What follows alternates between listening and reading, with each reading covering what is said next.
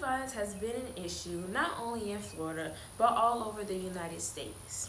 It has been an issue for centuries, taking away loved ones such as mothers, fathers, brothers, sisters, uncles, aunts, and the list goes on. Gun violence has affected so many families and people of the community.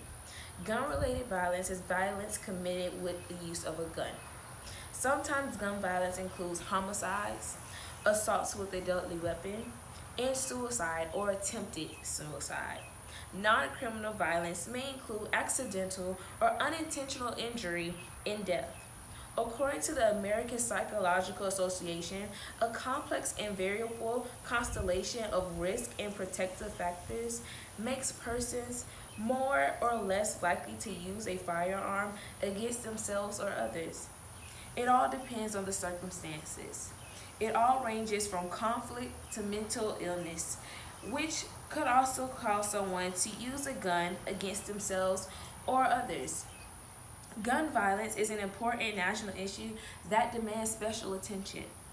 Gun violence leads more than 31,000 deaths and 78,000 non-fatal injuries every year, according to the American Psychological Association. Guns are not necessary or a sufficient cause of violences and can be used legally for a variety of sanctioned activities. As stated by the Centers for Disease Control and Prevention, every day in the United States, approximately 30 persons die of homicides and 53 persons die of suicides committed by someone using a gun. Guns also provide individuals with the capacity to carry out multiple fatality shootings that inflict great trauma and grief on our society. And the public rightly insists on action to make our communities safer. This is why I am encouraging you to support the Coalition to Stop Gun Violence. They develop and advocate for evidence-based solutions to reduce gun injury and deaths in all its forms. The Coalition to Stop Gun Violence is a 5014 organization founded in 1974. They are the nation's oldest gun violence prevention organization.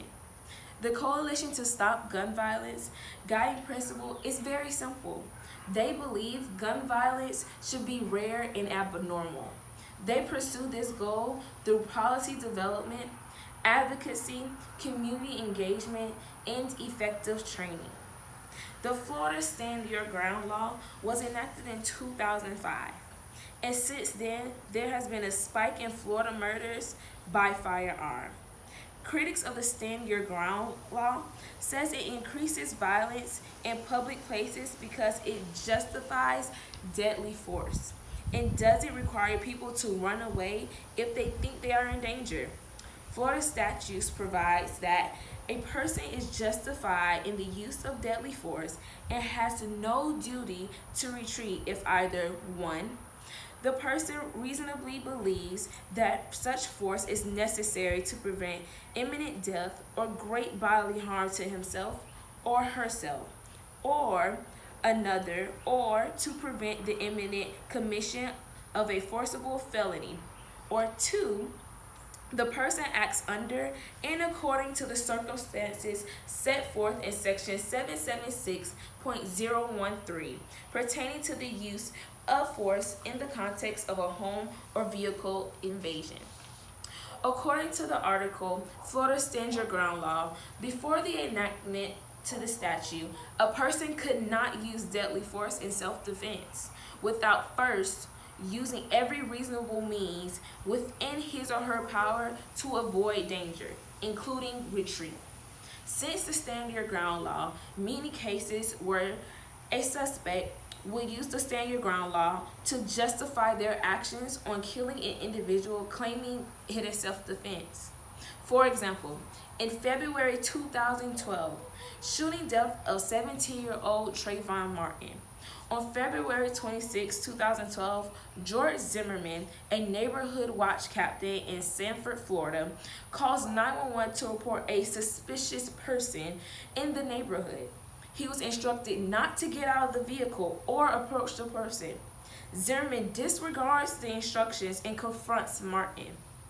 Later, Zimmerman and Martin engaged in a physical altercation, which led to shots being fired by Zimmerman. Neighbors report hearing gunfire, and Zimmerman acknowledges that he shot Martin, claiming it was self-defense. After an investigation was taking place for Martin's death, Zimmerman was found not guilty of second-degree murder and manslaughter. In his case, he argued that deadly force was used because they had reasonably believed that it was necessary to prevent imminent death or great bodily injury. There was another case where a Florida man, Michael Dunn, was convicted of first-degree murder for shooting a teenager to death over loud music.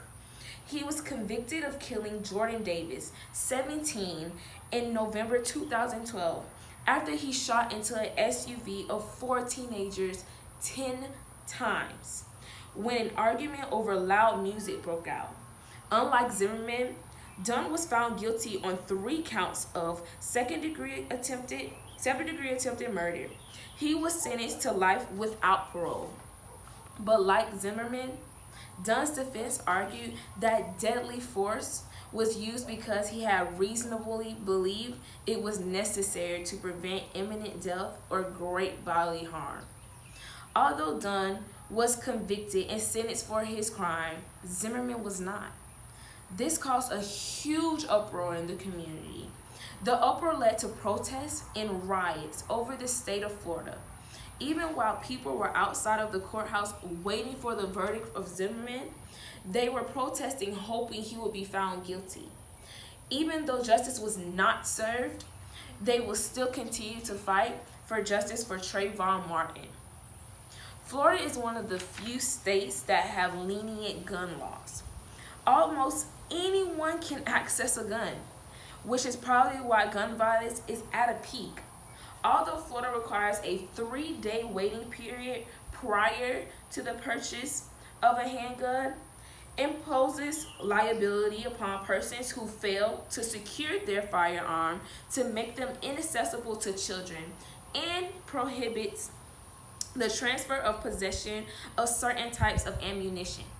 Florida does not, on the other hand, require a background check prior to the transfer of a firearm between private properties, require firearm dealers to obtain a state license, licensed firearm owners, require the registration of firearms, regulate assault weapons, 50 caliber rifles or largely capacity ammunition magazines, limit the number of firearms that may be purchased at one time, require a safe storage of ammunition, require a license for the purchase or possession of ammunition, restrict the location where ammunition may be carried, or regulate unsafe handguns according to the Law Center to Prevent Gun Violence.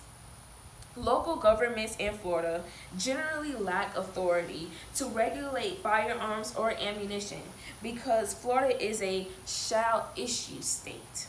The state requires the Department of Agriculture and Consumer Services to issue a license to carry a concealed weapons to any applicant who meets certain basic qualifications. For example, if the applicant is 21 years or older, is a U.S. resident, is citizen of the United States, is not ineligible to possess a firearm due to felony conviction, demonstrates competence with a firearm, desires a legal means to carry a concealed weapon or firearm for lawful self-defense. In 2014, Florida had the 25th highest rank of gun violence deaths per capita among the state. Florida was a net importer of crime guns in 2009, ranking 29th in the rate of crime gun exports that year. As you can see, it is very easy to access a firearm in Florida. Because of this, it may play a part in why gun violence is such an issue in the state of Florida. If almost anyone can access a firearm, of course gun violence rates are going to rise. According to Giffords Law Center to Prevent Gun Violence, in 2017, gun deaths reached their highest level in at least 40 years, with 39,773 deaths that year alone. Gun deaths increased by 16% from 2014 to 2017. In my conclusion, I leave you with this quote by Stephen King. How many more have to die before we give up these dangerous toys? Thank you.